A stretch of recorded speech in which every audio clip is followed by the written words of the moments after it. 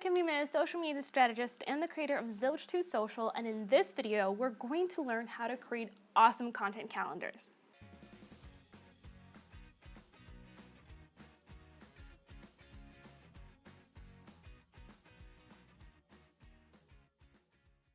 Hey everybody, welcome back to our series Countdown to Zilch. As you might have noticed, there's a huge difference in the scenery if you've been following along our series. I actually was shooting all of this content in advance. I actually got all the videos done and edited.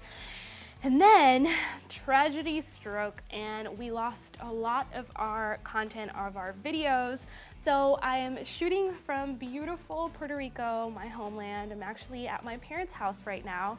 As you can see, it's quite the difference between my apartment in Atlanta and, this beautiful tropical island. So please excuse, the inconsistencies, and if you hear any random noise in the background, it's probably a bird or a cookie or something.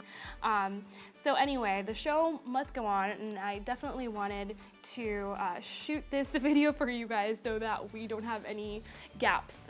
So we're going to be learning, of course, all about creating awesome content calendars from Puerto Rico. Should be fun, right? Now, before we get into the content, I want to make sure that you understand why having a content calendar is even important. And that's because you have to be placing a strategy behind your content if you actually want to be able to leverage it for growth. I don't want you to be posting just for the sake of posting content. I don't want you to create blogs and podcasts, randomly. You have to have a strategy in order to leverage that content for your business. And a lot of my clients and, my students, they're like, you know what, Kim, I know that I need to be creating content, but it's just so overwhelming, and it's just, I hear I need to be doing this and I need to be doing that, and it's adding on to my to-do list, and I'm super overwhelmed. I don't know what to do.